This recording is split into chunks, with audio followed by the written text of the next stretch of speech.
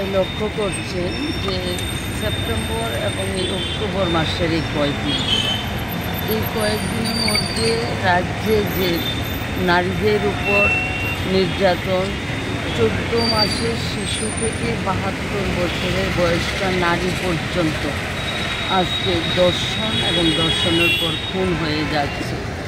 এই ঘটনা আমরা এখানে 11টি ঘটনাকে আমরা লিপিবদ্ধ করে এনেছি। মাননীয় পুলিশের মহানির্দেশকের কাছে আমরা এখানে প্রতিনিধিত্বমূলক ডেপুটেশনে যাব।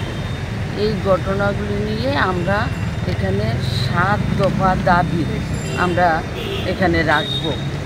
এই ঘটনাগুলো উল্লেখ করে এবং 7 দফা দাবি আমরা রাখব যে নারী নির্যাতনের সঙ্গে যুক্ত আসামিদের দৃষ্টান্তমূলক শাস্তি দিতে হবে।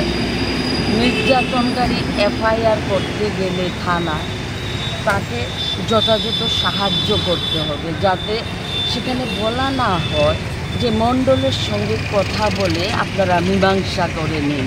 এই ধরনের কথা যাতে না শুনতে হয় এবং যিনি মামলা আয়ু উনি যাতে সেখানে সঠিকভাবে ভূমিকা গ্রহণ করেন। তাছাড়া নির্যাতিতা নারী তার মামলা করার পর তার নিরাপত্তার ব্যবস্থা যাতে করা হয় এবং শারীরিকভাবে যারা নির্যাতিত হয়েছেন তাদেরকে সরকারিভাবে চিকিৎসার ব্যবস্থা করতে হবে এবং খুন হওয়া যে পরিবার আছেন, পরিবারের সদস্য আছেন, যেখানে পরিবারের সদস্য খুন হয়েছে তাদেরকে আর্থিকভাবে সাহায্য করতে হবে। বিশেষ করে আমরা 14 মাসের যে শিশুটি বালিসাগরে খুন হয়েছেন, ধর্ষণের পর খুন হয়েছেন, তার যে মা, এই মাকে, অসহায় মাকে আর্থিকভাবে সাহায্য করতে হবে। এই বিষয়গুলো নিয়েই আজকে আমরা এখানে